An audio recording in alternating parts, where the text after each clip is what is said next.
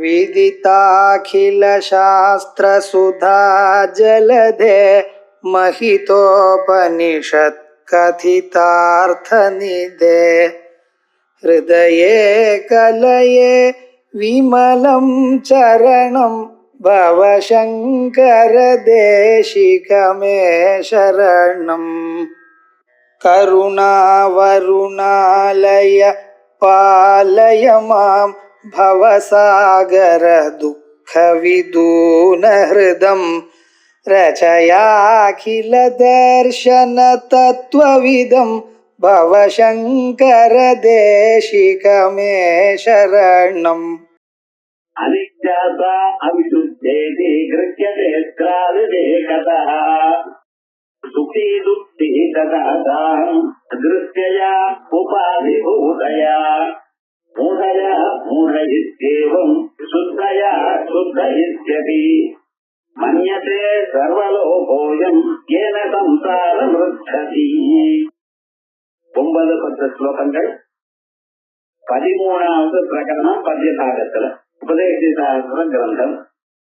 இதுல இந்த பிரகரணத்துல புலன்களுக்கு அப்பாற்பட்டது ஆத்மா அப்படிங்கறத ஸ்திரமாக சொல்ற. நமக்கு உள்ள எல்லோருக்கும் நான் நான் அப்படிங்கிற ஒரு எண்ணத்தோட ஒரு ஆத்மா பிரகாசிக்கிறது. இந்த ஆத்மா எனக்கு இல்லைன்னு யாராலும் சொல்ல முடியாது, இருக்கிறதா இல்லையான்னு ஒரு சந்தேகமும் சொல்ல முடியாது. எல்லோருக்கும் எப்பொழுதும் நான் எனக்கூடியதான எண்ணம் இருக்கு. தூங்கி எழுந்த பிறகு கூட நான் தூங்கினேன்னு வேற சொல்லுங்க இருக்கா. ஆயிரம் தூக்கத்திலையும் நான் எனக்கூடியதான எண்ணம் இருந்துதான் இருக்கணும். இந்த ஆத்மாவை நாம் இந்த நானை தவிர வேற எதனாலையும் அறிய முடியாத நிலையில் இருக்கும். நானும் எல்லோருக்கும் தெரிகிறது. நான் கருப்பா வெளுப்பா நீளமா குட்டையா எது கேட்டாலும் தெரியும். நான் தான் சொல்லிருக்கேன். அதோட இல்லாம இந்த நானுங்கிறத ஆனா பெண்ணா கூட தெரிகிறது. ஸ்திரீகளும் நாம தான் நினைக்கிற அவளை, புருஷாலும் அவளை நாம தான் நினைக்கிற. இந்த நான்கிற ஒரு கான்செப்ட் இருக்கு பார்த்து எல்லோருக்கும் தெரிகிறது. அவளைத்தான் தெரியும். அந்த நானுக்கு மேல அதை பத்தினதான விஷயங்கள் ஒன்றும் தெரியல. இந்த கேவலமாக இருக்கக்கூடியதான நான் எனக்கூடியதான எண்ணத்தை நாம் அனுபவபூர்வகமாக அறியணும் என்கிறது வேதாந்த சாஸ்திரம் சொல்றது. வெறும் நான் இல்ல, அந்த நானுடைய உண்மையான ஸ்வரூபம் நம்ம அறிகிறது. நமக்கோ பகவான் என்ன பண்ணியிருக்கார், இந்த ஆத்மாவை மட்டும் இல்லாமல் அதுக்கு வெளியில இந்த ஸ்தூல சரீரத்தை கொடுத்திருக்கார் பூத்தவுடன். அது மட்டும் இருந்தாலும் பரவாயில்ல, அதுக்கு நடுவுல புலன்களை வச்சுட்டார். இந்த புலன்கள் என்ன பண்றது, வெளியில் இருக்கக்கூடியதான பொருள்களை பார்த்து கொண்டே பார்க்க பார்க்க அந்த வெளியில் இருக்கக்கூடியதான பொருளானது இவனுடைய மனசை கவர்ந்தது. கவர்ந்த பிறகு இவன் தன்னை மறந்து நான் என்கிறத மறந்து அவைகளிலேயே ஆனந்தத்தை அனுபவித்துக் கொண்டிருக்கேன். நான் சொல்லல, நீங்க பார்க்கிறேன், உட்கார்ந்து கொண்டிருக்கிறேன், பேசுகிறேன், கேட்கிறேன், இவ்வளவு சொல்றேன். நானுங்கிறது சொல்லாமலே சொல்ற மாதிரி இப்பவே இப்படி இருக்க. அந்த நானிலே மூழ்கி போனவன், ஒளி உலகத்துல மூழ்கி போனவன் நான கம்ப்ளீட்டா மறந்துட்டான். இது நடந்ததான விஷயம். அப்படின்னா என்ன, புலன்கள் பொருள்களை ஆகப்படும் பொழுது மனசு புலன்கள் வாயிலாக அந்த பொருள்கிட்ட வருது. ஏரியில் இருக்கக்கூடியதான ஜலமானது கால்வாய் வழியாக சென்று அதற்கு பிறகு அந்த வயல் எந்த உருவத்துல இருக்கோ அந்த உருவத்தை ஜலம் அடைஞ்சா போல ஏரி போன்றதான மனசு கால்வாய் போன்றதான கண்ணு காத இவள் வழியாக சென்று அந்தந்த பொருள் இருக்கு. அந்த பொருள் எந்த ஆகாரத்தோட இருக்கோ அந்த ஆகாரத்தை அடைஞ்சிருக்கு. அடைஞ்சிட்டு அப்படியே இல்ல, திரும்பி வருது. திரும்பி வந்து என்ன பண்ணிட்டு இப்படித்தான் இருக்கேன்னு சொல்ற. ஆனா வஸ்துதா அந்த ஆத்மாவை பார்த்தேனால் ஆத்மா எப்பொழுதும் சுத்தமாகத்தான் இருக்கு. ஏன்னா மனசும் ஆத்மாவும் சேரல. ஆத்மா எதோடையும் ஒட்டாது. அதுலயே இருந்தாலே வேற ஒட்டாது. தாமரை எல்லாம் இருக்கு, ஜலத்தினாலேயே வளர்றது, அழியும் பொழுதும் ஜலத்துக்குள்ளே அழியறது. இருந்தாலும் அந்த இலைக்கு மேல ஜலத்தை விட்டலையானால் அந்த ஜலம் அதுக்கு ஒட்டல, வெறுமனை அப்படியே முத்து மாதிரி இருக்கு. ஒரு தட்டு தட்டுன்னா எல்லா இலவும் போயிடும். எப்படி ஜலத்திலேயே இருந்து ஜலத்தோட ஒட்டாம இருக்கோ தாமரை இலை, அதே மாதிரி தான் இந்த ஆத்மாவா இருக்கோ ஏதோட ஒட்டல, சரீரத்துல இருக்கு. யதாகாசஸ்திதோ வாயு, ஆகாசத்துக்கு நடுவுலதான் வாயு இருக்கு. சர்வத்திரகோ மகான், அது எப்படி அசையாம ஒட்டாம இருக்கோ பகவான் சொல்ற திருஷ்டாந்தங்கள்ல பகவான் சொன்ன. அப்படிப்பட்டதான அந்த ஆத்மா சுத்தமாக இருந்த போதிலும் நாம் என்ன பண்ணிட்டு இருக்கோம், இந்த ஆத்மா அனித்தியம், ஆத்மா அசுத்தம் அப்படின்னு ஜனங்கள் அழிக்கிறார். ஏன் இந்த மனசானது வெளியில போய் அங்க இருக்கக்கூடியதான அழுக்கெல்லாம் கொண்டு வந்து உள்ள வச்சிருக்கு. அது பக்கத்துல இருக்கிற ஆத்மாவையும் நான் நினைக்கிறேன். ஆகையால் இது எப்படி இருக்கோ, நான் நீளமா இருக்கேன், நீளமா இருக்கிறது நீங்களா உங்க சரீரமா, இது என்னுடைய உடல்னு சொல்றோ இல்லையோ, என்னுடைய புஸ்தகம்னு சொல்லும் பொழுது புஸ்தகம் வேறே நாங்க, அதே போல என்னுடைய உடல்னு சொல்றது உடல் வேறே நாங்க, இப்படிதானே சொல்லணும். இல்லைன்னா என்னுடைய அப்படின்னு ஆறாவது வேற்றுமை எப்படி உபயோகப்படுத்தினேன். ஆகையால் என்ன தெரியுது, அது நமக்கு தெரிஞ்சிருந்தாலும் அதை கவனிக்காம இருக்கு. ஆகையால் அந்த ஆத்மாவை நாம் அசுத்தம் நினைக்கிறோம். ஏன் காலம் இன்னும் குளிக்கல, அசுத்தமா இருக்கு அப்படின்ட்டு. அதே விதமாக நான் சுகத்தையும் துக்கத்தோடும் கூடியிருக்கேன் அப்படிங்கிற இந்த சுகமும் துக்கமும் எங்க இருக்குன்னு பாருங்க, மனசுல பாரு. மனசுலதான் எதுக்கு ஆத்மாவில இல்லே என்னவா சொல்றீங்க, எது சொல்றதா இருந்தாலும் அதுக்கு ஒரு அத்தாரிட்டி இருக்க மாட்டேன்னா சொல்றது ஒண்ணு கவலைப்படாதீங்கோ. மனசு இருக்கிறப்ப துக்கம் இருக்கு, மனசு இருக்கிறப்ப துன்பம் இருக்கு. அந்த மனசு அழிஞ்ச பிறகு இருக்கும் இல்லையே. தூங்கும் பொழுது மனச உள்ள இதயத்துக்குள்ள போயிடும். அப்ப உங்களுக்கு சுகம் தெரியுறதா? விட்டுட்டு பிறகு சொல்றேன், என்ன சொல்றேன், நல்லா தூங்கினேன், சந்தோஷமா தூங்கினேன். அப்படி தூங்கலைன்னா நல்ல தூக்கமே வரல, கவலைப்படுறேன். இது எப்ப சொல்றேன், மூச்சுண்டப்ப சொல்றல, ராத்திரி தூங்கி மூச்சுண்ட பிறகு சொல்றேன். இப்ப இந்த சுகமோ துக்கமோ எப்ப மனசு இருக்கோ, மனசு வேலை செய்யறதோ அப்பதான். மனசு வேலை செய்யாத வேலையில இன்பமும் துன்பமும் தாங்கள் அனுபவிக்கல. இதுக்கு வேதாந்த சாஸ்திரம் வேண்டாம், நம்ம அனுபவமே போதும். ஆனா இத பத்தி நம்ம நினைச்சா தானே, காலம்பரம் எழுந்த பிறகு அதென்ன இதென்னு பார்த்துட்டு இருக்குமே தவிர இத பத்தி யோஜனை பண்ணல. இத பத்தி யோஜனை பண்ணினா புத்தகத்துல இருக்கிறதெல்லாம் நம்ம அனுபவத்துல இருக்கு. அது இருக்க தொட்டுத்தான் நம்ம அதை கேட்டதுமே புரிஞ்சுக்கணும். இப்ப என்னாச்சு, நான் அழுக்கா இருக்கேன், நான் சுத்தமாக இல்லை, ஸ்நானம் பண்ணின பிறகுதான் பூஜை பண்ணணும், பகவான ஸ்நானம் பண்ணணும், இப்படி எல்லாம் நம்ம நினைக்கிறோம். ஆனா இந்த நான் எதை சொல்லணும், இது என்ன தெரியுமோ, நான் மனசை தான் தெரியும், ஆத்மாவை பத்தி நீங்க நினைக்கிற. வேதாந்த கிளாஸ்க்கு வந்த பிறகுதான் ஓஹோ ஆத்மா வேற சரீரம் வேற, இப்பதான் ஆரம்பிச்சாரு. எப்ப வயதான பிறகு ஒரு 50-60 வயசுல பிராண்டத்துல அது வரைக்கும் அதெல்லாம் போங்க சுவாமி கவனிக்கலாம் அப்படின்னு தான் இருந்தாரு. அதனால நமக்கு இந்த வேலை வந்தது.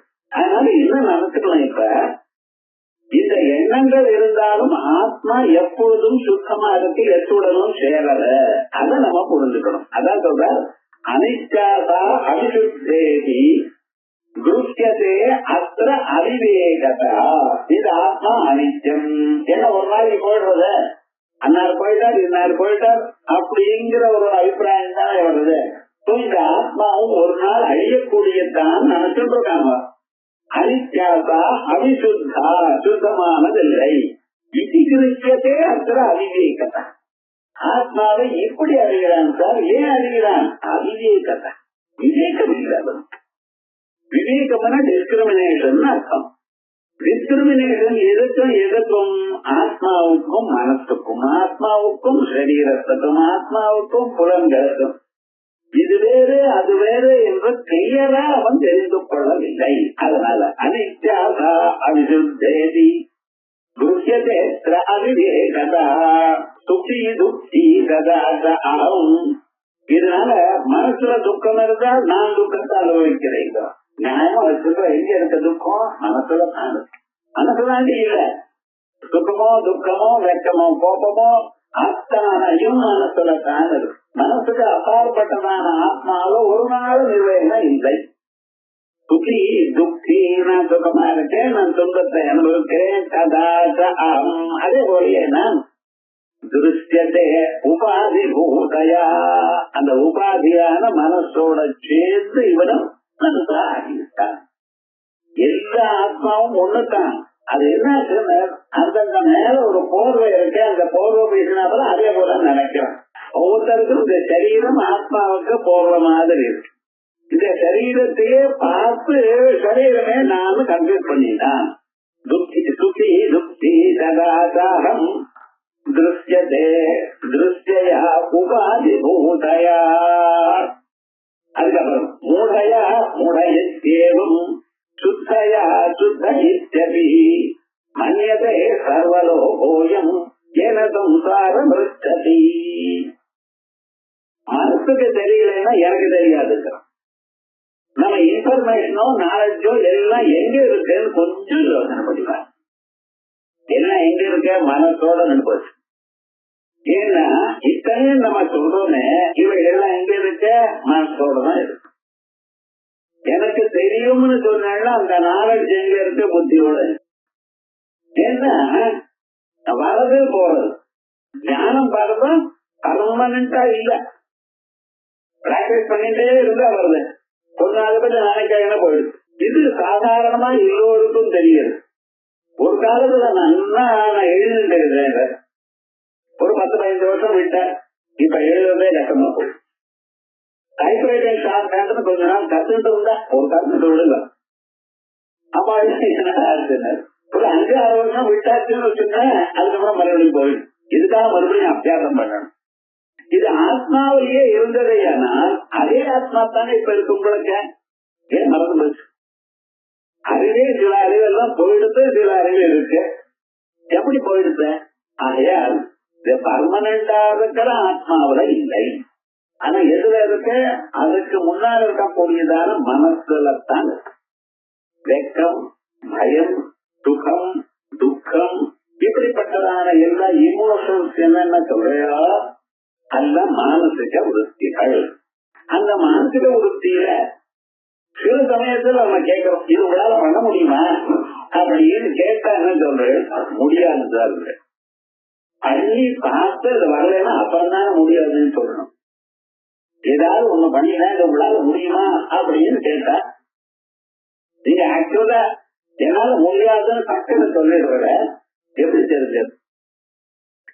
முடியும் முடியாதுன்னு எப்படி தெரிஞ்சது? ஒரு 50 படிக்கட்டு இருந்ததுன்னா அந்த ஏறி உள்ள போயிட்டு வருவேனா அப்படின்னு கேட்டேன்னா 2 படிக்கட்டு ஏறிட முடியாதுன்றான். லிப்ட் இருந்தா போயிட்டு கேட்கிறான். என்ன இப்ப முடியாதுங்கிறது உங்களுக்கு எப்படி தெரிஞ்சது? ஆத்மாவில இருந்ததையானால் எந்த காரியத்தை சொன்னாலும் முடியாதுன்னு சொல்லணும். ஆனா இது எங்க இருக்கு? புத்தியில. அந்த புத்தியில இருக்கும் பொழுது புத்திய ஆத்மா என்ன பண்றது? ஆத்மா ஒழிச்சுட்டே இருக்கு. அந்த புத்தியும் ஒழிக்கிற காலத்துல புத்தியில இருக்கக்கூடியதான இன்ஃபர்மேஷன் தனக்கு தானா தெரியும். புத்தியில நம்ம புத்தியில எத்தனையோ விஷயங்கள் இருக்கு. ஆனா எல்லாம் சொல்லல. அது நீங்க கேட்க பிறகுதான் அதை ஸ்கேன் பண்றது. என்ன இருக்கு அப்படின்னு வரிசையா. கீதை முழுக்க உங்களுக்கு தெரியுமா? எப்போ வாசிச்சிருக்காருமா? எப்போ வாசிச்சிருக்காரு அப்படின்னு சொன்னா இப்ப தெரியுமா? ஏதாவது சொல்லுவா? அப்ப என்ன பண்றது? ஆத்மா தன்னுடைய ஒளியினால ஸ்கேன் பண்றோம். அப்ப அவங்க புத்தி சொல்றது கொஞ்சம் தான் தெரியும், மீதியெல்லாம் மறந்துடும். அப்ப தெரியாது. விவகாரம் இங்க இருக்கு, புத்தியில தான் இருக்கு, ஆத்மாவில இல்லை. மூடையா மூடைய தேவம். இந்த மௌட்டியத்தினால நான் மூடன் என்றும் சுத்தையா சுத்த இத்யபி. இந்த மனசுல சுத்தமான ஒரு தன்மை இருக்குமேயானால் அவன் ஸ்நானம் பண்ணி கல்யாண நாட்கள் எல்லாம் பண்ணி பகவானுக்கு பூஜை பண்ணி அப்படி இருந்துட்டு இருக்கான். இந்த சந்தோஷம் நான் சுத்தமா இருக்கேன் அப்படிங்கிறான். இந்த கான்செப்ட் சுத்தம்னு ஒண்ணும் தெரியாது, ஏதோ அசுத்தம்னு நினைச்சுட்டு இருக்கோம். வஸ்துதா பார்த்தேன்னா வயசுல இருக்கக்கூடியதான ரத்தம் மாம்சம் இதெல்லாம் சுத்தமா இல்லை. நல்லா சுத்தமா நினைக்கிறேன், நான் வழியா இருக்கேன், நான் வந்து தொடாதீங்கோங்கிறான். இது என்ன தருது? புத்தி சொன்னதான விஷயம். சில சமயத்துல வேற விதமாக இருந்த போதிலும் வேற விதமாக புத்தி சொல்றது நமக்கு. அதை கண்டு நாம் அப்படியே சொல்லிட்டு இருக்கோம். மூடயா மூடயேவம் சுத்தயா சுத்தபி அந்நதே சர்வலோ கோயம். இதை கொஞ்சம் ஞாபகம் இருக்கணும். படிச்சவா படிக்காதவா எல்லாம் ஒண்ணும் கிடையாது. பெரிய பெரிய உத்தியோகத்துல இருக்கிறவா, நல்ல ஞானம் இருக்கிறவா கூட இப்படித்தான் தன்னைகளை போடுறார். யாரு தவிர? ஜீவன் முக்தனை தவிர. ஜீவன் முக்தனா இருந்து அவனுக்கு எல்லாத்தையும் படிச்சுன்னு தெரியும். அதனால அவன் கொண்டிருக்கான். இது எல்லா இருந்தாலும் எந்தெந்த துறையில என்ன முன்னுக்கு வந்திருந்தவளா இருந்தாலும் சரீரம் சுத்தமா இல்லைன்னா நான் சுத்தமா இல்லை, சரீரம் சுத்தமா இருக்கேன்னா நான் சுத்தமா இருக்கேன் அப்படின்னு தான் சொல்லிட்டு இருக்கேன். மூடயா மூடயேவம் சுத்தயா சுத்தபி மன்யதே சர்வலோகோயம். நீங்களும் நானும் இல்ல, சர்வலோகம் எல்லா லோகங்களும் இப்படிதான் சொன்ன நினைக்கிறா. சர்வலோகோயம் ஏன சம்சாரம் ரட்சதி. இதுக்குதான் சம்சாரம் இல்லை. சம்சாரம் சம்சாரம்னா ஏதோ ஒண்ணுன்னு நினைக்கக்கூடாது. நமக்கு அப்பப்ப நம்மளை பத்தி நம்ம நினைச்சுட்டு எப்படி நம்ம வாழ்க்கையில நடத்துறோமோ இதுதான் சம்சாரம். இதுதான் ஒரு கடல் மாதிரி. கடலுக்குள்ள எப்படி நிறைய பூத்தங்க நிறைய பிராணிகள்லாம் இருக்கோ அதே போலதான் நம்ம வாழ்க்கையிலும் எப்ப எந்த துன்பம் வரும்னு சொல்ல தெரியல. சொச்சமா இருக்கேன் போயிட்டே இருக்கேன், எந்த துன்பம் வரும் என்ன ஆகும்னு தெரியல. இது சரீரம் இருக்க அது பாட்டுக்கு போயிட்டு திடீர்னு ஒரு நாளைக்கு என்னன்னா முதுகு வலிக்கிறதுங்கிறான், கை வலிக்கிறதுங்கிறான், தொட முடியலைங்க, கண்ணு சிவந்து போயிடுதுங்கிறான். டாக்டர் கிட்ட ஓடுறான். அவன் என்ன பண்றான்? ஏதோ ஒரு மருந்து கொடுக்கற, அது போட்டா 2 நாளால குறையல, குறையாது போல இவன் நினைக்கிறான் வேற ஏதாவது சீரியஸ் ஆயிடுதா. டாக்டர்கிட்ட போனாலும் அவரும் மருந்து கொடுக்குறாரு, அவ்வளவுதான். கொடுத்துட்டு நாளைக்கு வாங்குவாங்க, நாளைக்கு எதுக்கு வரணும், குறைஞ்சு போயிடுச்சுன்னா வர வேண்டியது இல்லை. அது நாளைக்கு வாங்குவோம், 2 நாள் அனுப்புறோம் அர்த்தம், 10 நாள் அனுப்புறோம், வாரம் போனா என்ன அர்த்தம்? அது குறையுமாங்கிறது டவுட் இருக்கு. குறைஞ்சதா நீங்க அது போக போறது இல்லையே, யாரும் போக போறது இல்லையே. நமக்கு என்ன டாக்டர் டிஸ்பென்சர் அப்படியே உட்காரணும். 7 மணிக்கு அப்பாயின்மெண்ட் பண்ணி வாங்கினா 8:30 மணிக்கு தான் உள்ள போக முடியும். வேற ஒன்றும் பண்ண முடியாது. நம்ம பண்ணிட்டே இருக்க, யாரும் கத்துட்டு காசு முடிச்சு கத்துட்டு அவளோட பார்த்துட்டே இருக்கணும். இதெல்லாம் நமக்கு இஷ்டமா இல்லாத போனாலும் என்ன நடக்கிறது, உள்ள என்ன இருக்குது யாருக்கும் தெரியும். சரீரம் எப்படி ரியாக்ட் ஆகும்னு தெரியாது. அதனாலதான் ஏதோ அப்படி குரூப்ல தானே குறையணும், அவ்வளவுதான் விவகாரம் முழுக்க. அது மாதிரி தானே இருக்கு. ஆகையால் நான் அறிவேன் நான் அறிய மாட்டேன் என்று சொல்றதும், நான் சுத்தமா இருக்கேன்னு சொல்றதும் மன்யதைய சர்வலோகோயம். அதனாலதான் என்னுடைய இந்த எண்ணங்கள்னால்தான் அவன் சம்சாரத்துல துன்பத்தை அனுபவிக்கிறான். என சம்சாரம் ருஷதி, ருஷதின கட்சதின்னு அர்த்தம், சம்சாரத்தை அடைகிறான். ஆனா இந்த ஆத்மா எப்படி இருக்க? அச்சுஷ்டாதிசாஸ்திரோக்தம் சபாஷ்யாபியந்தரம் அஜம் நித்யமுக்தமிஹாத்மானம் முத்ருஸ்தேத்மரே. அச்சுஷ்டாதிசாஸ்திரோக்தம் இந்த ஆத்மாவுக்கு புலன்களோட சம்பந்தம். அதனால்தான் இந்த ஆத்மாவை பார்க்க முடியும். ஆத்மாவை நான் மட்டும் அறிகிறேன், அதுக்கப்புறம் அது எப்படி இருக்குன்னு யாராலையும் அறிய முடியாததுக்கு காரணம் என்ன தெரியுமோ? புலன்களோட சம்பந்தம் இல்லை. கண் இருக்க, கண்ணால நீங்க எல்லா பொருளையும் பார்க்கிறேன், வெளியில இருக்கக்கூடியதான பொருள்களை நீங்க பார்க்கிறேன். அது எப்படி பார்க்க முடியும் உங்களால? உங்க கண்ணு எப்படி கிரகிக்கும் ஒரு பொருளை அப்படின்னா, கண்ணு ஒரு பொருளை பார்க்கறது ஏனால் அந்த பொருள்ல உருவம் இருக்கணும். உருவம் இல்லைன்னா கண்ணு பார்க்க முடியாது. மகத்துவ சமானாதிகரண உத்பூத ரூபவத்வம் நையாயிகன் சொல்றான். ஒரு கண்ணால ஒரு பொருளை நான் அறியணுமே ஆனால் அப்பொருளானது கொஞ்சம் பெருசா இருக்கணும். ரொம்ப சூக்ஷ்மமா ஒரு ஆட்டம் மாதிரி இருந்தா உங்க கண்ணுக்கு அறியாது. ஒரே ஒரு முடி எட்டி அங்க இருக்குன்னா அந்த கண்ணால பார்த்தா அது தெரியல. ஏன்னா சூக்ஷ்மா ரொம்ப சின்னதா இருக்கு, அதனால கிரகிக்க முடியல. அதுக்கப்புறம் என்னென்ன கொஞ்சம் பெருசாவே இருக்கு, ஆனா கிரகிக்க முடியல. என்னன்னா அதுல கலர் இல்ல.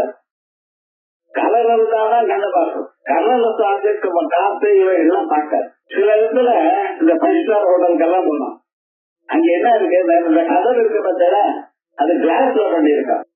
ஒரு சின்ன தூளிக்கு தூசி கூட இல்லை. என்ன அதை தொடச்சுட்டே இருக்கிறதுக்காக சொல்ல வச்சுருக்காங்க. நேர போற முட்டிட்டா, என்னடா கண்ணு தெரியல உமக்கு, கண்ணாடி இருக்கேன் வந்து முட்டிட்டேங்க. கண்ணாடி இருக்கிறது தெரியல சுவாமி, அவ்வளவு அதனால கொஞ்சம் அழுக்கா இருக்கணும் நம்ம மாதிரி அப்படி இருந்தா தான் கொஞ்சம் பார்த்துதான். ஏன்னா அவ்வளவு உடனே இருக்கிறதே தெரியலையே.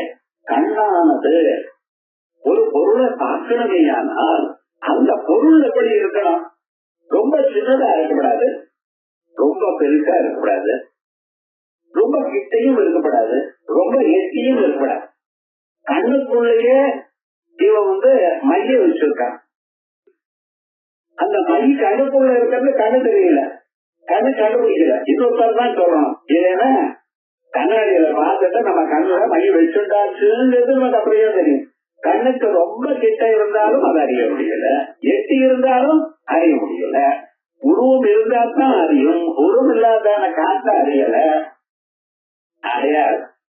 இந்த கண்ணானது ஆத்மாவை அறியாத காரணம் என்ன அப்படின்னா, ஆத்மாவில உருவம் இல்லை, ஆத்மாவுக்கு கலர் இல்லை, அதனாலதான் ஆத்மாவை பார்க்க முடியும். அதே போலயே காதால ஆத்மாவை ஏன் அறிய முடியல உங்களால? அழகான சங்கீதம் ரொம்ப இனிமையாக பாடிட்டு இருக்கார், அத்தனை பேரும் அதுல ரசிச்சு விட்டார். அதே போல ஆத்மாவை ஏன் காது அறியாது அப்படின்னு கேட்டீங்கன்னா, காது அறியணுமையானால் அந்த பொருள்ல சத்தம் இருக்கணும். சத்தம் இருந்தால்தான் பொருள்ல நம்ம காது கேட்கும். சைலன்ஸா இருந்ததுன்னு வச்சுக்கிறேன், காது எதையும் கேட்டான். அப்ப விவகாரம் என்ன? சத்தம் இருந்தால் சத்தத்தை காது கேட்கும், உருவம் இருந்தால் கலர் இருந்தால் கண் அறியும். இந்த ஆத்மால என்ன நிர்குணா, ஒண்ணும் இல்லை. சப்த ஸ்பர்ச ரூப ரச கந்த. சப்தம் தெரியும், ரூபம்னா உருவம் கலர், ஸ்பர்சம்னா தொடும், ரசம் சுவை. சுவை இருந்ததுன்னா உங்க நாக்கு ரொம்ப தான் கண்டுபிடிச்சிடும்.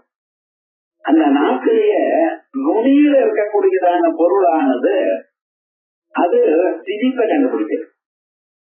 அதே போல 2 சைட்லயும் காரம் உப்பு இது அறியுது. அதனாலதான் ஒரு பொருள் காரமா இருந்ததுன்னா என்ன பண்றேன், இந்த சைட்ல தான் சாப்பிடுறாரு. அதே கசப்பு இருக்குன்னு வச்சுக்கிறேன், மாத்திரையை சாப்பிடும். என்ன பண்றாங்க, 2 விரல உள்ளூர எவ்வளவு தூரம் போக முடியுமோ அவ்வளவு தூரம் போட்டு கசப்பு சாப்பிடுறான். ஏன்னா நாட்டினுடைய அதறியிட்டு தான் கசப்பை கண்டுபிடிச்சு. இப்ப அந்தந்த இடங்கள் இருக்குன்னு சாஸ்திரத்துல இவைகள்லாம் கேட்டு யோசனை பண்ணி அப்புறம் அறிஞ்சிருக்க. அதே மாதிரி ஆத்மாவில உருவம் இல்லாதனால கண்ணால பார்க்க முடியல, ஆத்மாவில சப்தம் இல்லாதனால காது அதை அறிய முடியல, அதுல ஸ்பர்சம் இல்லாதனால தோலால அறிய முடியல, அதே போல வாசனை இல்லாதனால மூக்கு அதை அறியல. அந்த ஆத்மாவ சுவை இல்லாதனால நாக்கு அறியல. இதை தவிர நம்மகிட்ட அறிய வேண்டியதான சாமான் இல்ல. 5 பொருள் தான் கொடுத்திருக்காரு பகவான். புலன்கள் எத்தனை? இந்த அறிவு புலன்கள் 5. ஒவ்வொரு புலனும் ஒவ்வொரு விதமான விஷயத்தை அறியறது. ஆனா அறியறதுக்கு அந்த ஆப்ஜெக்ட்ல ஏதோ ஒரு குணம் இருக்கணும். அப்ப ஆத்மாவை அறியணும்னா ஆத்மாவில இந்த 5 குணங்கள்ல ஏதாவது ஒரு குணமாவது இருக்கணும். ஏனால் அந்த புலம் டக்கர் கண்டுபிடிச்சிடும். என்ன பண்றது? அது இல்லை. ஆகையால் ஆத்மா நமக்கு தெரியும். அப்புறம் நீங்க கேட்கலாம், அப்ப அந்த ஆத்மாவை அறிஞ்சுதான் ஆகணுமா, அறியணும்னா என்ன பண்ணணும்? புலன்களால அறிய முடியாது.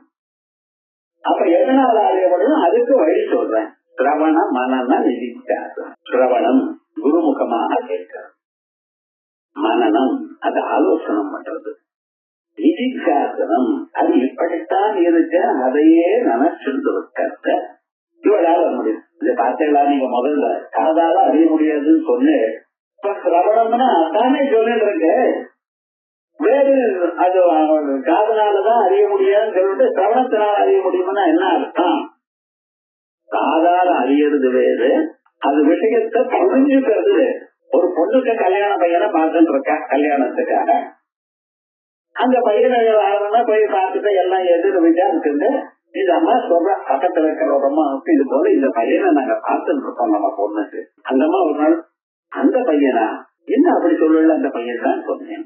நீங்க அந்த பையனுக்கு இந்த பொண்ணை கொடுக்கறத விட ஒரு அந்த பொண்ணு கழுத்துல இது கல்ல கட்டிட்டு குளத்துல கழிட்டு போனான். இது நமக்கு என்ன தெரிஞ்சது? என்ன நம்ம புரிஞ்சுட்டு இருக்கோம்? காது என்ன நமக்கு சொல்லி இருக்கு? அந்த பொண்ணு கழுத்துல கல்ல கட்டி குளத்துல போட்டணும். இதுதான் அந்த பையனை கொடுக்கறது. ஆனா நீங்க என்ன புரிஞ்சுட்டு இருக்கு? அந்த சம்பந்தம் வேண்டாம்னு புரிஞ்சுட்டு விவகாரம் சொன்னது என்ன, அறிஞ்சுட்டது என்ன வித்தியாசம்.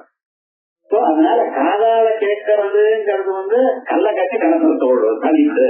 ஆனா புரிஞ்சுக்கிறது என்ன, அது இல்ல இந்த சம்பந்தம் வேண்டாம். அதே மாதிரியே அப்பாவ பையன் கேட்கிறான், எதிராத்துல என்ன இன்னைக்கு ஆகாரத்தை கூப்பிட்டுருக்கா, விசேஷமா பூஜை நடக்கிறத கூப்பிட்டுருக்கா நம்ம ஃப்ரெண்ட, நான் போறேன்.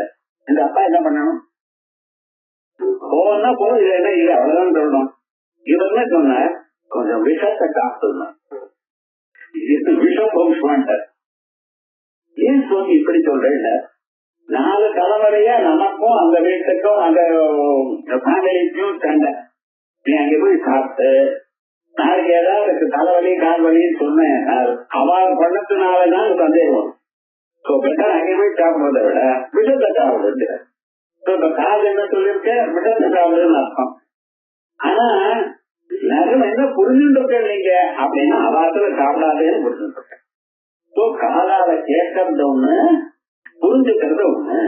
அதே போல காதால கேட்கறதுங்கிறது இல்ல, வேதாந்தத்தை கேட்டு கேட்டு நமக்கு வேற ஒரு விஷயம் ஞாபகம் வரும். இந்த மனசானது உபநிஷத்துகளை இப்படி கேட்டு கேட்டு ஒரு நாளைக்கு அதனுடைய உண்மையை கிரகிக்கிறது. அந்த உண்மைக்கு தான் சிரவணம் உண்டு. இப்ப இந்த சாஸ்திரங்கள் என்ன சொல்றா, இந்த வேதாந்த வாக்கியங்கள் எல்லாமும் இந்த விஷயத்தில் தாற்பயத்தை கொண்டு இருக்கு அப்படின்னு தெரிஞ்சுக்கணும். அந்த தாற்பயத்தை அறியறதுக்கு தான் சிரவணம். என்ன சொன்னதே சொல்லிட்டே இருக்காரு, அதே தானே சொல்லிட்டு இருக்காரு, சொன்னதே சொல்லிட்டு இருப்போம். ஆனா ஒரு நாளைக்கு உண்மையா இந்த மனசானது உங்களுடைய அந்தக்கரணமானது என்ன பண்றது, அதனுடைய இன்டென்ஷன் என்ன என்கிறது அறியுது. இன்டென்ஷன் வேறு, காதல கேட்கறது வேறு. அவளுடைய அபிப்பிராயம் வேறு, காதல கேட்கப்படுறது வேறு. இது நம்ம நல்லா தெரியும். பகவான் இருக்க கிருஷ்ண பரமாத்மா அவர் சமாதானம் பண்றதுக்காக கௌரவ போனா, துரியோதன் என்ன பண்ணினார்? பஞ்சவட்ச பரிமாணத்தோட வச்சு பகவானுக்கு சாப்பிட வாங்குவோம் கூப்பிட்டார். பகவான் என்ன பண்ணாரு தெரியுமா? எத்தனை விட்டு விட்டு அங்கெங்கோ ஒரு 5-6 மைல் நடந்து போய் விதுர நாட்டுல போய் சாப்பிட்டார். ஏன் சுவாமி இப்படி சொல்லிட்டு இருக்கேன்?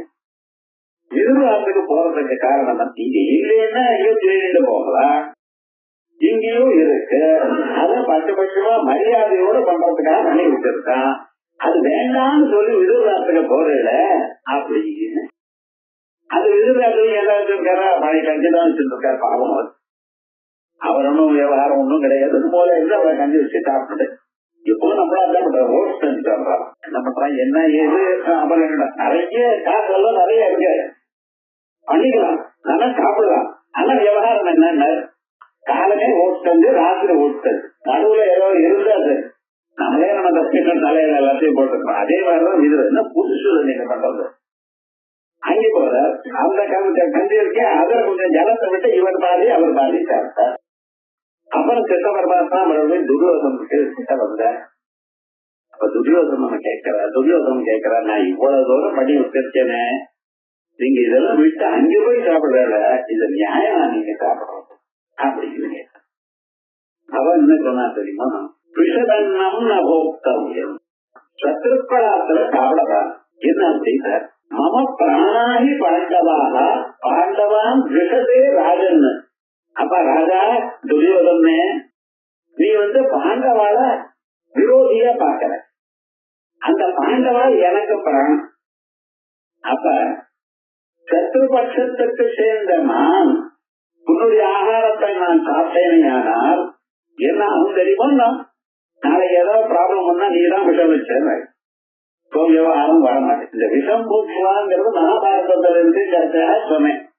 பாண்டவான் விஷத்தை ராஜன் பிராணாதி பாண்டவா அப்படின்னு துரியோதனனுக்கு பகவான் சொன்னார், கிருஷ்ண பரமாத்மா சொன்னார். அதெல்லாம் ரொம்ப காதல் எடுத்துக்கல துரியோதனன், வேற விவகாரம். அவனும் தன்னுடைய அகத்தான், நான் இவ்வளவு சக்கரவர்த்தியா இருக்கேன், நான் எல்லாத்தையும் வைக்க தயார் அப்படின்னு சொல்லி அதை சாப்பிடுறீங்கிறது சொன்னா போற பாரத கதை வேண்டாம். நமக்கு ஏன் சொல்ல வந்தேன்னா, அறியறதுக்கு சாதனங்கள் புலன்களாக இருந்த போதிலும் ஆனா அந்த ஆத்ம ஞானம் புலன்கள்னால வரலை, மனசுனால. அதனால மனசைவானத்து கவ்யம் நேனாஸ்தி கிஞ்சனா கட்டோபனிஷத் சொல்றது யமதர்மராஜா. இந்த ஆத்ம தத்துவத்தை அறியறதுக்கு என்ன காரணம்? மனசுனாலதான் அறியணும். காதால இன்ஃபர்மேஷன் உள்ள போறது, கேட்கறதெல்லாம் தெரிஞ்சுக்கிறோம். ஆனா ஒரு நாளைக்கு அந்த மனசானது அதை கரெக்டா கொண்டு வந்து கொடுத்துறது. ஒரே விஷயமே 10 தரம் 20 தரம் 30 தரம் அந்த பண்ணிட்டே இருந்தோமே, ஆனால் அந்த மனசு ஒரு நாளைக்கு அந்த விடயத்தை அறிகிறது. அதனால இங்க தொடர் அகஷ்டுஷ்டாதிதாஸ்திரம் கபாச்சியாபியந்தரம் அதம் நித்யயுக்தமிஹ ஆத்மானம் முமுட்சுஸ்தே சதாத்மவேத் அகஷ்டுஷ்டாதிதாஸ்திரோக்தம். இந்த ஆத்மாவில கண்ணு, காது, மூக்கு, நாக்கு, தோல் எனக்குரியதான புலன்கள் இல்லை.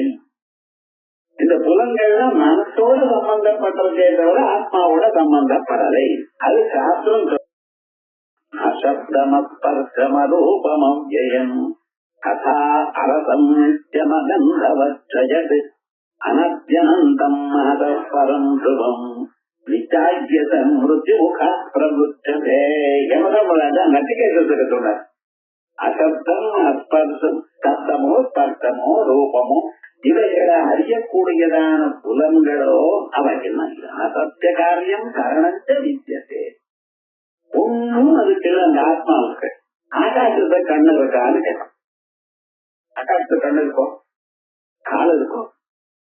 நீங்க எங்கெங்க போனேன்னா அந்தந்த இடத்துல ஆகாசம் இருக்கா இல்லையா? இந்த ஊர்ல விட்டா நார்வேக்கு போனேன்னு அர்த்தம், இல்ல அமெரிக்காவுக்கு போனேன்னா அங்க போனாலும் இந்த ஆகாசம் இருக்கோ இல்லையோ? அந்த ஆகாசம் உங்களோடய ஓடி வருதோ? எல்லா இடத்துலயும் இருக்க. தனியாக நீங்க போறப்ப உமக்காக போகல, உமக்காக போனா வேற ட்ரெஸ் எடுத்துட்டு போலாம் நீங்க, அவ்வளவுதான். உங்களோட கூட வர்றது இதுதான். ஆனா ஆகாசாதி பதார்த்தங்கள்லாம் எப்படி அவைகளை கண்ணு, காது, மூக்கு, நாக்கு இல்லையோ அதே மாதிரிதான் ஆத்மா. அதிதாஸ்திரோக்தம் சபாக்கியாபியந்தரம் அதம். பரவியற்றதான இந்த ஆத்மா எப்படி இருக்கு? உள்ளும் புறமும் வியாபித்து இருக்கு. நம்ம இருக்கோம், நமக்குள்ளேயும் ஆகாசம் இருக்கு, நமக்கு வெளியிலையும் ஆகாசம். உள்ள இருக்கக்கூடியதான ஆகாசம்னா வயத்துல இடவழி இருக்கு. அதனால்தான் நீங்க சுண்ணலையானால் சாப்பிடலையானால் அப்பொருள் போறதா இருக்கு.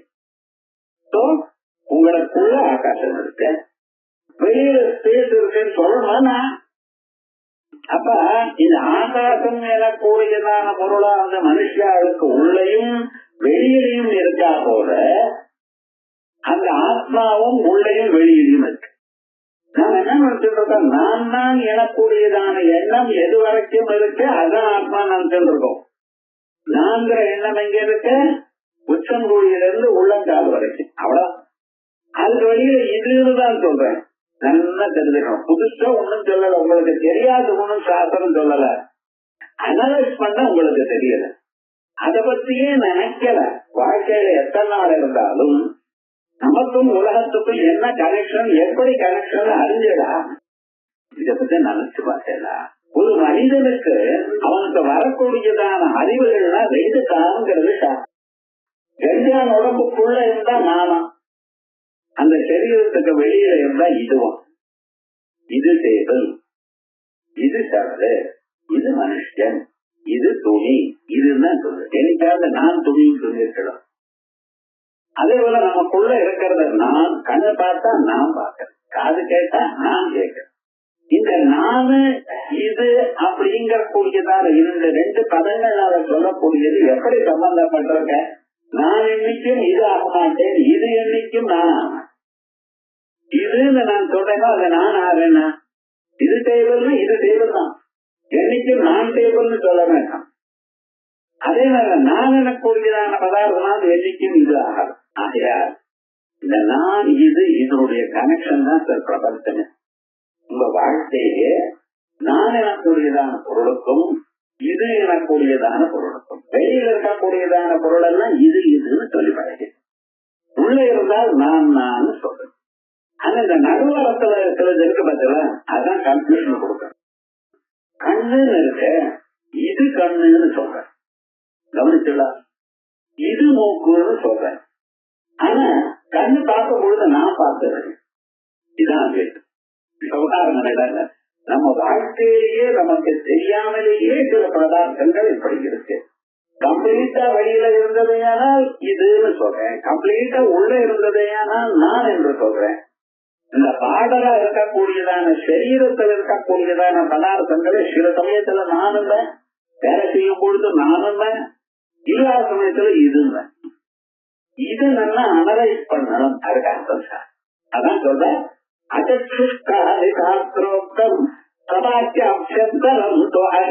உள்ளும் புறமும் எங்கும் இருக்கிறது ஆத்மா.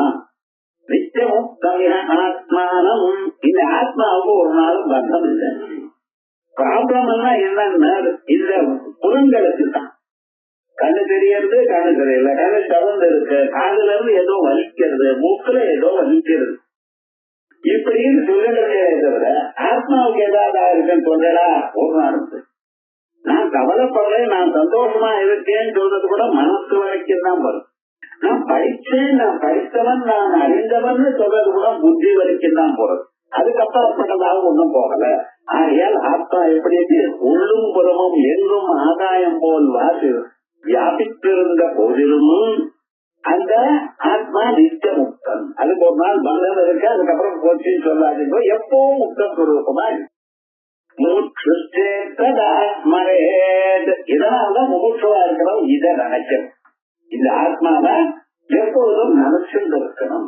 ஏன்னா உண்மையை நினைச்சுட்டு இருந்தோம் ஒரு நாளைக்கு அந்த ஸ்வரூபமே நமக்கு வந்துடும். இந்த சூழ்ச்சி எல்லாம் இருக்கு பார்த்தீங்கன்னா வந்து அது என்ன பண்றது, இந்த இலைக்கு பின்னால சின்ன சின்னதாக முட்டையிட்டு போயிடும். இலைக்கு பின்னால முட்டையிட்டு போயிடும்.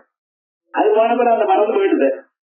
அது கொஞ்ச நாள் ஆனப்புறம் அந்த முட்டையானது கொஞ்சம் வளர்ந்து அப்படியே நிற்கிறது. அதனாலதான் இந்த வெத்தலையெல்லாம் போட்டுக்கிற பார்த்தீங்களா, அவன் என்ன பண்ணுவான், ஜலத்துல நினைச்சு பின்னால தொடச்சு, முன்னால தொடங்க பின்னால நல்லா தொடச்சு அதுக்கப்புறம் அதுல சுண்ணாம்பு போட்டு நடுவுல இருக்கக்கூடியதான் அந்த இதை எடுத்து விட்டு, அந்த காம்பை எடுத்து விட்டு அழிச்சு அதுல வேற இதை போட்டு காட்டுப்பொடியை போட்டு அதுக்கப்புறம் ஏன் பின்னால தொடக்கிறேன் அப்படின்னா அங்கேதான் தர்றதுக்கு எல்லா முட்டையும்.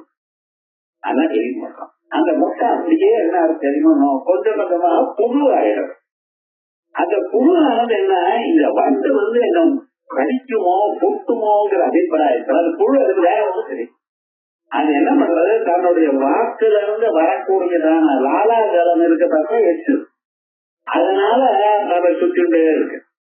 சுத்திண்டு அது ஒரு கோட்டையாக கட்டிண்டு உள்ள இருந்தாலும் அது என்ன நினைக்கிறது தெரியுமோ, வண்டு வந்துருமோ வண்டு வந்துருமோ வண்டு வந்துருமோன்னு பயம் இருக்கு. ஏன்னா இந்த வண்டு போய் அதை கொட்டுறது வலிக்கு போலியா, எந்த பிராணிக்கும் உடம்புல ஏதாவது வலிக்க கட்டம் தான்.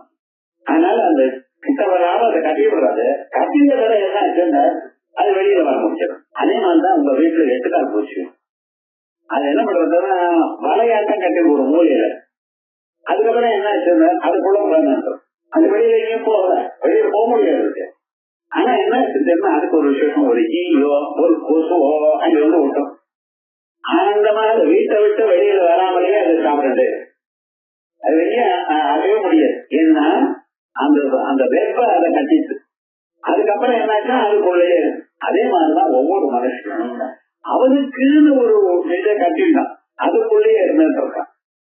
கொஞ்ச நாளைக்கு என்ன ஆச்சுன்னா அந்த வண்டை நினைச்சு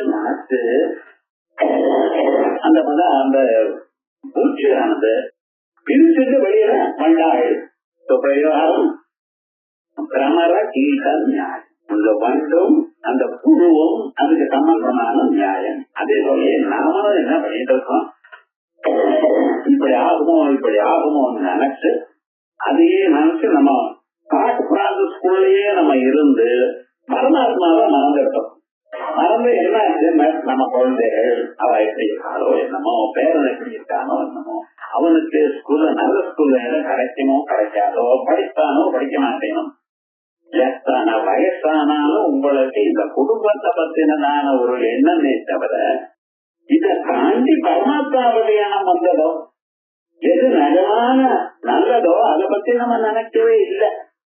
எதை நினைச்சிருக்கோ மறுபடியும் நம்ம காசு கடைசி வரைக்கும் இருக்குமா, நம்ம சௌக்கியமா கடைசி வரைக்கும் இருப்போமா, யாருக்கு சொல்லணும்? நம்ம கர்மா என்னதுன்னு தெரிஞ்சா அதை பத்தி சொல்லலாம்.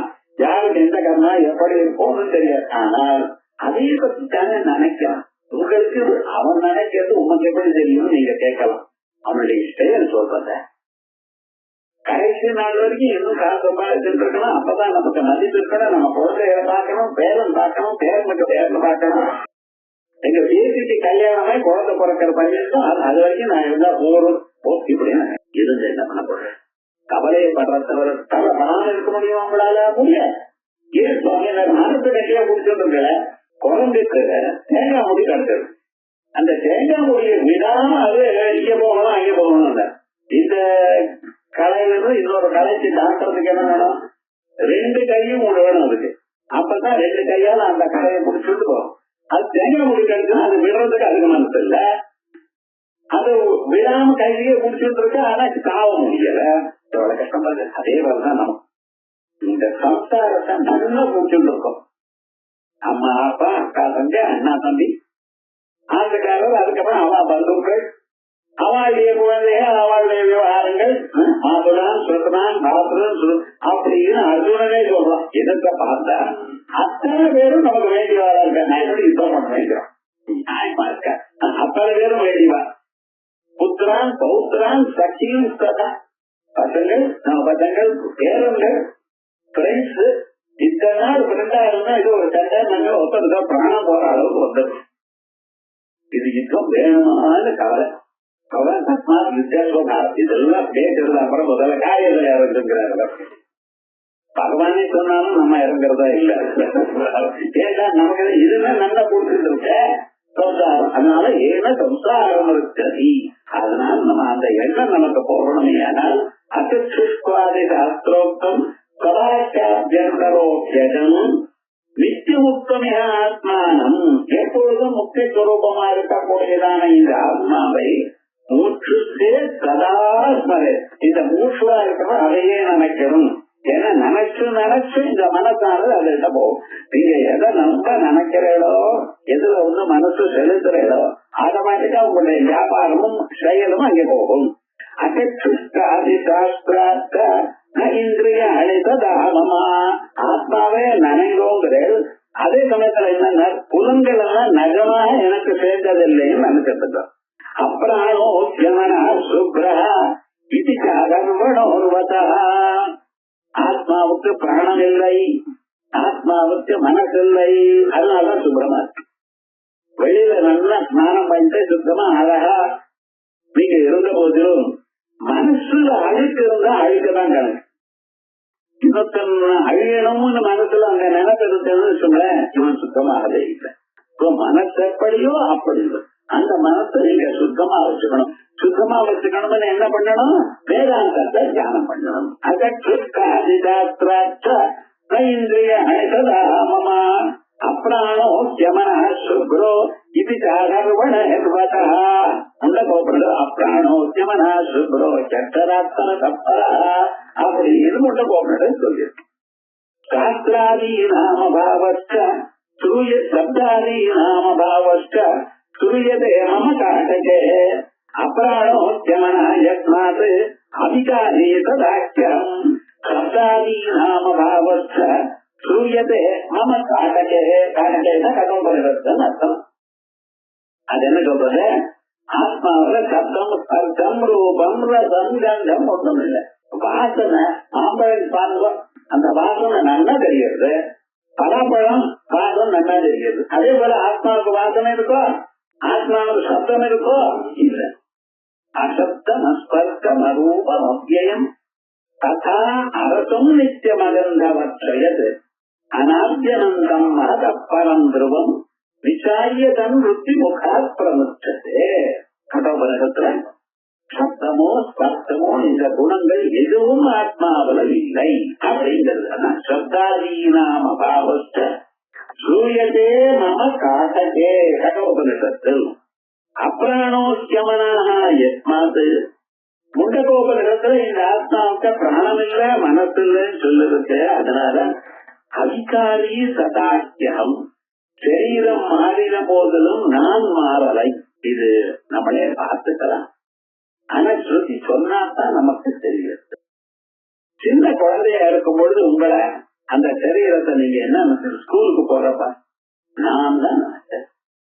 கல்யாணம் ஆனப்பறம் அந்த சரீரத்தை என்ன நினைச்சேன், நான் தான் நினைச்சேன். கிழத்தனமாயி பழைய அந்த போட்டோ பார்க்கும் பொழுது இது நான் தானான்னு சந்தேகப்படா போல இருந்தாலும் இப்பவும் இந்த சரீரத்தை நான் தான் நினைக்கிறேன்.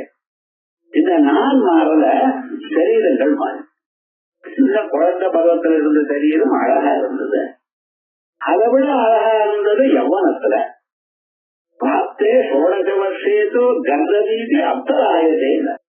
16 வயசுல இருந்தா பெண் கழுதையா இருந்தாலும் அது அழகா இருக்குமா. அதுக்கப்புறம் இந்த வயசான பிள்ளை என்னடா, முன்னால யாராவது போட்டோ எடுத்தா என்ன போட்டோ எடுக்கணும்னு சொல்லுவோம்.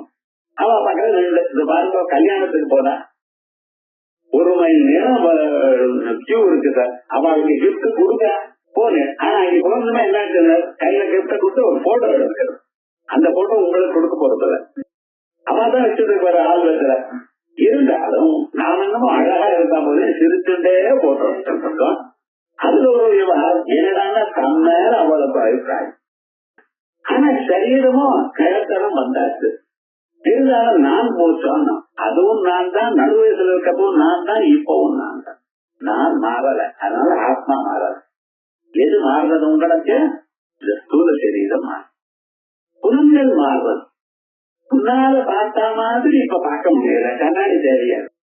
முன்னால கேட்டா மாதிரி நிறைய விஷயங்கள் கேட்கல, காதுல கேட்காது போனா விழுவோம் அப்படின்னு போயிட்டு இருக்க. கேட்கறியுமோ நான் மிஷன் 3 லட்சம் ரூபாவா, காதுல மிஷன் 3 லட்சம் ரூபாய். அப்படி 3 லட்சம் வச்சு ஒண்ணும் வேண்டாம் போக வைராக்கியம் வந்துருச்சு, வேற ஒண்ணும் இல்லை. அதே போலயே கண்ணிலையும் காதலையும் மூக்கலையும் இவைகள்லாம் முன்னால இருந்தா போல இல்லை. அந்த 50வது வயசு வரதோ இல்லையோ காது முக்கியில வலி வந்து மாடி ஏறப்ப சிரமப்படுறோம். நீங்க ஆனந்தமா 50 வயசு வந்ததுன்னு எல்லாருக்கும் இது டீ பார்ட்டி கொடுத்து எல்லாம் கொண்டாடுறாரு. ஆனா விவகாரம் என்னன்னா காலில் முழங்கால வலி ஆரம்பிச்சு சக்தி பூர்த்தி ஆயிடுச்சுன்னா இது ஏதாவது ரீப்ளேஸ் பண்ணிக்கலாமாங்கிற ஐடியா வந்து எது மாறல சொல்லுங்க உங்களுக்கு. நான் என்கிற சொல்லுக்கு எது பொருளோ அதை தவிர எல்லாமும் மாறில. அதனால அப்ராணம் யமனா யஸ்மாத் அதிகாரேஷம் விக்ஷேபோ நாஸ்தி தஸ்மான்மே. அதனால்தான் எனக்கு விக்ஷேபம் இல்லை. விக்ஷேபம்னா ஒரு பொருளை இன்னொரு பொருளா பார்க்கிறதுக்கு விக்ஷேபம் வந்து, பொருளை அதுவா பார்க்கறது சமயஞானம், பொருளை வேற விதமா பார்க்கறதுங்கிறது விக்ஷேபம். கிழிஞ்சல் இருக்க, வெயில்ல கிழிஞ்சல போட்டிருக்கா, அது என்ன ஆச்சு தெரியுமோ, வெள்ளி மாதிரி காணப்பட்டது, இது விக்ஷேபத்து. கயறனா இங்க இருக்கு, தெரியாம நீங்க என்ன பண்றது, இந்த கயரை பாம்பு, இது விக்ஷேபம். விக்ஷேபோ நாஸ்தி தஸ்மான்மே. ஆத்மாவுக்கு விக்ஷேபம் இல்லை. நகமாதி கதோமமா. அதே போல எனக்கு சமாதி இல்லை, ஆத்மாவுக்கு சமாதி இல்லை. சமாதி இது மனசு. சமாதியில என்னதுன்னு கொஞ்சம் பார்க்கணும். நமக்கு 3 நிலைகள் நன்றாக தெரிந்த நிலைகள். என்னது? முடிச்சுட்டு இருக்கிற நிலை ஒண்ணு, அடுத்தது தூங்குற நிலை ஒண்ணு, இந்த 2க்கும் நடுவுல ஸ்வப்னம்னு ஒண்ணு. இந்த ஸ்வப்னம் எப்படி வருதுன்னு இதுவரைக்கும் யார் சாஸ்திரம் தெரியணும்.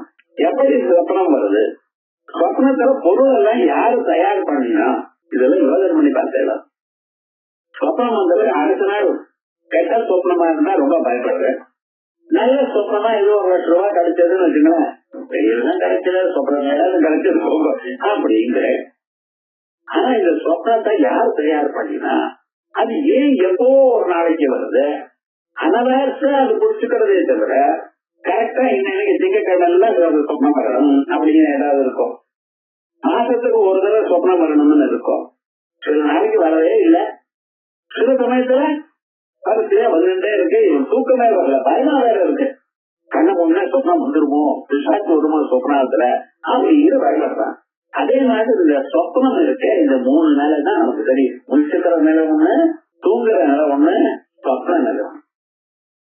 இந்த தூங்குற நிலை எல்லாம் மறந்து போயிடும், ஒண்ணுமும் தெரியல.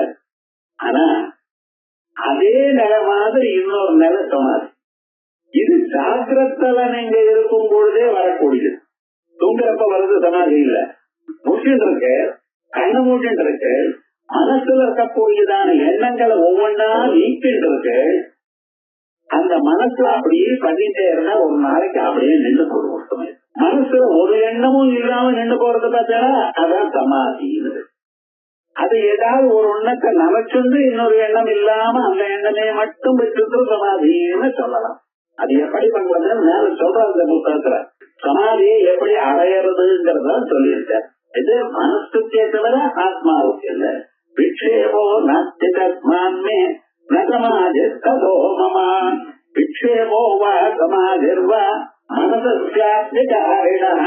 விக்ஷேபமா இருக்கட்டும் சமாதியா இருக்கட்டும் அது மனசுக்கு சேர்ந்ததே தவிர ஆன்மாவுக்கு சேர்ந்தது இல்லை. அமனஸ்கமான நிலை.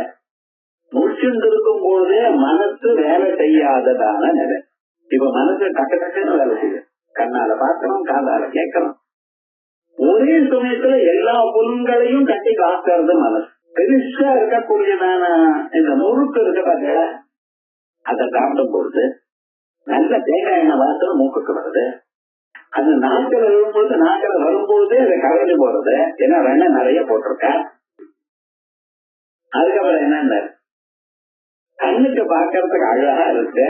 சில சமயத்துல ரொம்ப வாழையை வச்சுட்டான்னு சொன்னா அது சிவப்பா போயிடும். அது வரல, அந்த எல்லோ கலர் அப்படியே இருக்கணும். இப்படி கண்ணு, காது, மூக்கு, நாக்கு, தோல் எல்லாம் புடிச்சுக்கிறது கூட நல்லா இருக்கு. சில பேர் முறுக்கு பண்ணினால அதை 4 விதமா மறிஞ்சு கிடக்கும். அப்படி அசையா ஒரே மாதிரி அகதாண்டலா இருக்கும். இப்படி 5 புலன்களுக்கும் ஒரே சமயத்தான் ஆரோக்கியக்கூடியது அந்த முறுக்கு சாப்பிடுறா போல. அதான் கல்யாணத்துல முறுக்கு இருக்கா, முறுக்கு கொடுத்துருக்கா. ஏன்னா முறுக்காம இருந்தீங்க இருக்கா. அதே மாதிரி